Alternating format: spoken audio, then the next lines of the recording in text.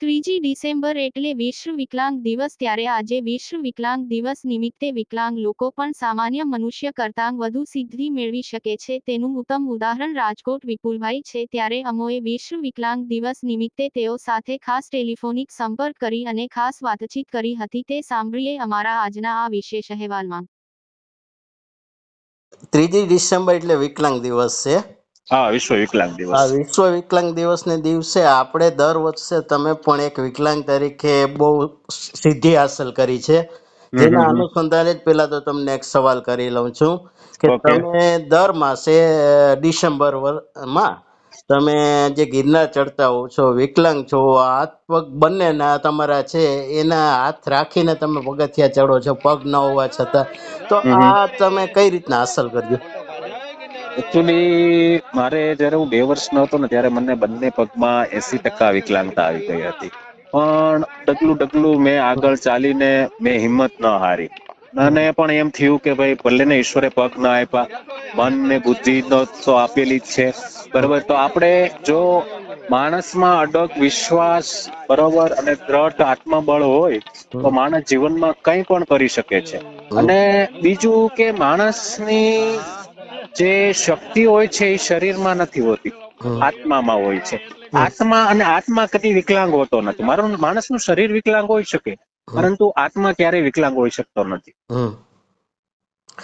હવે તમે વિપુલભાઈ આ કેટલામી વાર ગિરનાર આવી રીતના જે હાથ ઉપરથી પગથિયા ચડીને જે તમે જાઓ છો એ કેટલામી વખત હવે આગામી ડિસેમ્બર માસમાં જવાના છો ને કેટલા લોકો સાથે લઈને જતા હોવ છો? એકચ્યુઅલી ગયા વર્ષે મારી 10મી ગિરનાર યાત્રા હતી, બરોબર, અને હવે આવનાર 13 ડિસેમ્બર અને શનિવારના રોજ 13 ડિસેમ્બર 2025 અને શનિવારના રોજે હું 11મી વાર ગિરનાર ચડવા જાઉં છું। ત્યારે પહેલી વાર હું ગિરનાર ચડવા ગયો ત્યારે મારી સાથે 5 વ્યક્તિ સાથે હતા, મારા પાર્ટનર, મારા ભાઈ અને એક ભાઈબંધ, એ રીતના 5 વ્યક્તિ સાથે હતા। અને ગયા વર્ષે મારી જોડે 105 વ્યક્તિ હતા। બધા ઘણા લોકો મારું મોટિવેશનલ થઈને આવે છે, ભાઈ આને ઈશ્વરે આટલી તકલીફ આપી છે છતાં જો આ ગિરનાર ચડી જતા હોય તો સબળ વ્યક્તિ હોય કે એનું શરીર સંપૂર્ણ 16 આની હોય છતાં એ લોકો કેમ હિંમત હારી જાય છે, એ જોઈને એ મોટિવેટ થઈને પ્રેરણા લઈને મારી સાથે ઘણા મિત્રો જોડાય છે। વિપુલભાઈ, તમને બીજો પણ એક સવાલ છે કે અનેક વિકલાંગો પોતાના માનસિક રીતે હિંમત હારી જતા હોય છે, ત્યારે આવા વિકલાંગ લોકોને વિકલાંગ દિવસ નિમિત્તે તમે શું પ્રેરણા આપશો કે એમને આગળ જવા માટે શું શું કરવું જોઈએ? તો મારે તો એટલું જ કેવું છે કે જો આપણું મન અડગ હોય તો આપણે કંઈ પણ કરી શકીએ છીએ। સાચું તો જે કઈ જે છે આ સિદ્ધિઓ બધા લોકો લે છે, બરાબર, આપણે આપણો ઇતિહાસ તપાસીએ, ભારતનો ઇતિહાસ તપાસીએ તો એમાં ઘણા લોકોએ સિદ્ધિ મેળવેલી છે।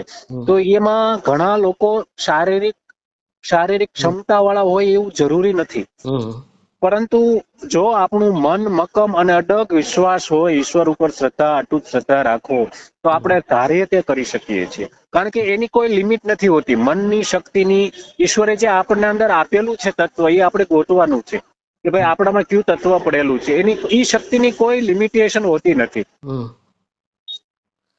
આગળ જતા હવે ભવિષ્યમાં તમે છે હાલમાં બિઝનેસ શું કરો છો, પછી આગળ જતા તમારે ભવિષ્યમાં હવે કોઈ આ સિવાયની કોઈ અન્ય સિદ્ધિ મેળવવા માટે જઈ રહ્યા છો કે શું છે આપણો? એકચ્યુઅલી મારો બિઝનેસ વેબસાઇટ ડિઝાઇન નો છે। હું વેબ ડેવલપર છું, પોતે પ્રોફેશનલ બિઝનેસમાં છું, બરોબર। અને આગળમાં તો આ જે મને જે પ્રવૃત્તિ કરું છું બધી, બરોબર, એ મને ઈશ્વર ઉપર અતૂટ શ્રદ્ધા હતી કે ભાઈ ઈશ્વરે મને આ પગ ન હોવા છતાં હું મેરિડ છું, બરોબર, મારી ઘરે બાબો છે છતાં મને આ બધું આપ્યું અને વેલ સેટ છું, મારી રીતના હું પગભર છું કે હું કોઈ ઉપર ડિપેન્ડ નથી, બરોબર। તો મને પણ એમ થયું કે ભાઈ મારે ઈશ્વરે મને આટલું આપ્યું તો મારે કંઈક કરવું જોઈએ। ઈ વિચાર હેતુ થકી હું 2012માં પહેલી વાર ગિરનાર ચડવા ગયો હતો। હું પહેલી વાર ગયો ત્યારે મને મનમાં એમ જ હતું કે ભાઈ જેટલું જવાય એટલું મારે એકવાર જવું છે, ભલે 200-500 પગથિયા જેટલું ચડાય એટલું, પણ ત્યારે મને કુદરતી શક્તિ એટલી અંદરથી મારામાં ઉર્જાનો સ્ત્રોત થયો હતો અને મેં પણ હિંમત હારી ન હતી અને પહેલી જ વાર હું દત્તાત્રેય સુધી જઈ આવ્યો હતો। અને મેં હજુ સુધી ક્યારેય રોપવે નો ઉપયોગ કર્યો નથી. 10 વાર ગિરનાર ચડી આવ્યો છું. આવનાર 13 ડિસેમ્બર 2025 ના રોજ 11મી વાર જાઉં છું. અને ત્યારે પણ હું રોપવે નો ઉપયોગ નથી કરવાનો. બરોબર, જ્યાં સુધી જવાય ત્યાં સુધી પગથિયેથી જ જવાનું છે. ને તમે પગથિયા ચડીને તો જાઓ છો, પણ ઉતરવા સમયે શું કરો છો? ઉતરવા સમયે જે મારા મિત્રો હોય છે, બરોબર, હું ઉતરતા વખતે પણ પગથિયેથી જ આવું છું. પણ થોડીક તકલીફો પડે. તકલીફમાં એવું હોય કે બપોરનો ટાઈમ થઈ જાય, બરોબર, અમે રાત્રે 9 વાગે ચાલુ કરીએ છીએ ચડવાનું અને સવારે 6 વાગે અંબા ઉપર પહોંચી જઈએ છીએ, બરોબર. અને પછી ઉતરતા ઉતરતા 3 વાગ્યા જેવું થઈ જાય છે. પણ ત્યારે થોડાક પગથિયા નીચે ગરમ થઈ ગયા હોય તો થોડીક એવી તકલીફ પડે છે. પણ મને મારા મિત્ર મંડળનો એટલો સાથ સહકાર છે ને, એ બધા મનોરંજન કરતા હોય એટલે મને કેમ ટાઈમ પાસ થઈ જાય છે, કેમ ગિરનાર ચડી જવાય છે, એ મને પણ ખુદને ખ્યાલ નથી હોતો. વિકલાંગ દિવસ છે ત્યારે વિકલાંગતા જે કુદરત તરફથી આપણને જે છે એ એક દેણ મળી હોય છે કે કુદરતે શું માણસને કઈ રીતના મોકલવાનો છે એ તો કુદરત જ નક્કી કરતા હોય છે. ત્યારે તમે વિકલાંગતાને લઈને કુદરતને જે આ તમને સત્ય આપી છે એની સામે સિદ્ધિ પણ આપી છે, શું કહેશો? એકચ્યુઅલી હું વિશ્વ વિકલાંગ દિવસ નિમિત્તે વિકલાંગ લોકોને એટલો જ સંદેશ આપીશ કે ભાઈ, કોઈ પણ સિચ્યુએશનમાં, કોઈ પણ પરિસ્થિતિમાં ઈશ્વરે તમને જે આપેલું છે એનો હસતા મોઢે સ્વીકાર કરીને અને હિંમત હાર્યા વગર બધી પરિસ્થિતિનો સામનો કરવાનો. આજે અંધારું છે તો કાલે અંજવાળું થશે જ.